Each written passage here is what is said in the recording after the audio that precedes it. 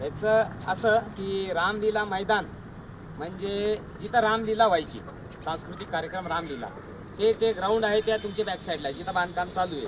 काही भूमाफियांनी पैशा जोरावर म्हणा किंवा राजकीय हेतूच्या जोरावर म्हणा किंवा भ्रष्टाचारी अधिकाऱ्यांच्या जोरावर म्हणा, त्यांनी आता बघू शकतो आपण टेंडर भूमिपूजनच्या 15 दिवसानंतर जाहिरात आली टेंडरची लोकमतमध्ये, 15 दिवसानंतर. आणि हे सगळं आम्हाला माहिती काढायला, माहितीचे अधिकार म्हणून आम्ही सगळे माहिती काढले.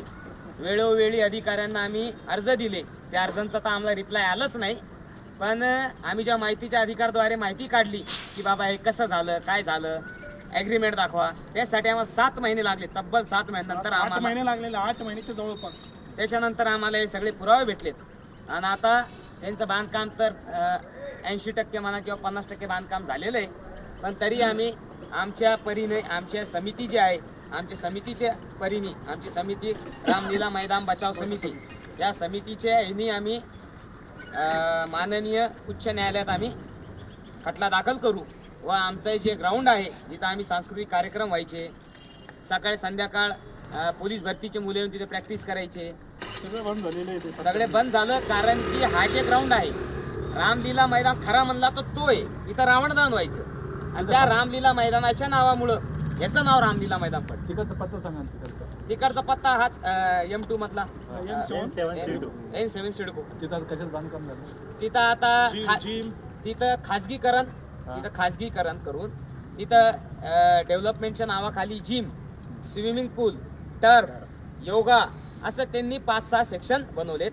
आणि ते सेक्शन मोफतमध्ये नव्हे, आता खरं म्हणलं सगळं मोफत द्यायला पाहिजे. कारण की वाड्यातल्या लोकांचं ओपन ग्राउंड आहे सिडकोचा, आणि सिडकोकडून NOC न घेता महानगरपालिकेने त्यांना लीजवर दिलं, जे की चुकीचं आहे पूर्ण.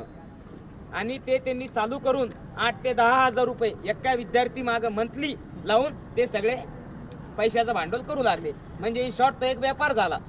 सरकारी जे जागा आहे जे त्यांनी अनऑथोराइज्डपणे लीजवर घेतला त्याचं हे काम चालू आहे. आणि आम्ही आमचं समितीचा हेतू एवढाच की हा जे ग्राउंड आहे मोकळा, हा मोकळा ग्राउंडवर फक्त क्रिकेट खेळणारे मुलं जर क्रिकेट खेळायला आले तर संध्याकाळी इथं महिला वॉकिंग करू शकत नाही. जे भरती मारणारे जे पोरं जे घोडा फेकर करतात ते करू शकत नाही. फक्त क्रिकेटसाठी एक्झाम्पल सर आहे. आता हे सीमित, हे फक्त क्रिकेटसाठी सीमित झालं. पण अदर ॲक्टिव्हिटीसाठी जे ग्राउंड बाजूला ठेवला होता त्याच ग्राउंडचं भूमाफियांनी वाटोळं लावून दिलं. आता ते भूमाफियामध्ये माननीय लोकप्रतिनिधी असू शकतात, भ्रष्टाचारी अधिकारी असू शकतात. आम्हाला कोणाचंच पर्सनली लेवलवर नाव घ्यायचं नाही आहे. पण हे सगळं होऊ लागलं की आम्ही वारंवार अर्ज देऊन पण आम्हाला रिप्लाय येत नाही. याचा अर्थ काय समजावं? मनपाने किती वर्षात लीजवर दिलं त्यांनी काय आम्हाला अजून बहुतेक माझ्या हिशोबाने 100-1 वर्षाच्या करारीवर, पहिला करार असतो हा 30 वर्षाचा देते, पहिला 30 वर्षाचा, नंतर ते वाढवता येते 100 वर्षापर्यंत. कोणत्या संस्थेला दिलंय का हे कोणती संस्था नाही, म्हणून संस्था न म्हणता एक व्यक्तिगत माणूस आहे विक्रम जाधव म्हणून. स्थानिकांच्या वतीने काही मोठं आंदोलन उभारण्याची शक्यता आहे का? आता आंदोलन उभारून मला तरी वाटतं आंदोलन झाले आतापर्यंत आंदोलन केलेत.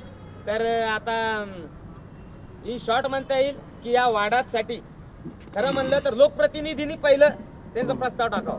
पण आता तुम्हाला आधी सांगितलं काही लोकप्रतिनिधींमुळं वाडातले जे लोकल लिडर्स आहे ते पण डेअरिंग नाही करायला यायचे. पण जर का हे काम थांबलं नाही तर आम्ही थांबूच. हायकोर्टात आम्ही माननीय हायकोर्टात आम्ही खटला दाखल करून आम्ही थांबूच. पण हे थांबल्यानंतर या वाड्यात जे इलेक्शन होणार आहे त्या इलेक्शनला पण त्यांना धडा बसेल की खरं नेमकं की आपल्या वाड्यातलं ग्राउंड मुलांनीच वाचवलं आणि मुलांमुळेच आपल्याला इलेक्शनने धडका बसला. कारण की लोकप्रतिनिधीचं काम आहे की वाड्यातल्या लोकांचं म्हणणं काय, ते वाड्यातल्या लोकांचं म्हणणं सोडून ते भूमाफियांचं म्हणणं पाहू लागलेत. असं आलं नोट टाकलं की हे असं चालणार नाही.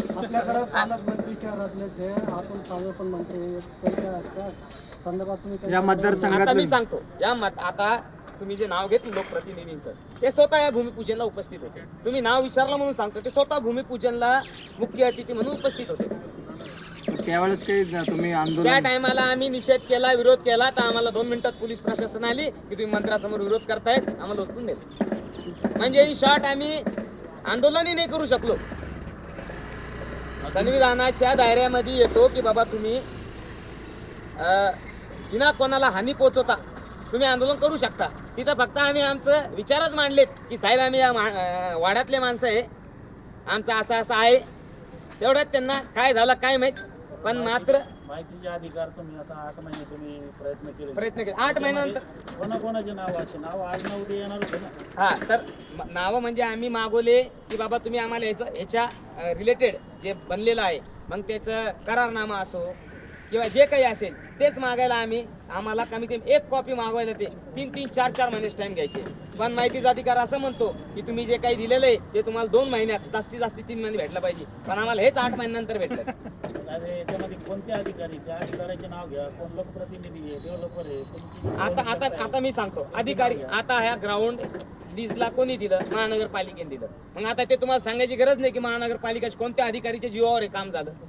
आता तुम्ही म्हणले मंत्रीचं नाव घ्या. आता आपण ज्या वाड्यात बांधकाम चालू आहे तिथं कशाला कोणत्या मंत्रीचं नाव घ्या? तुम्हाला माहित नाही का आता मंत्री कोण आहेत साहेब? नेत्यांचे नाव सांगा.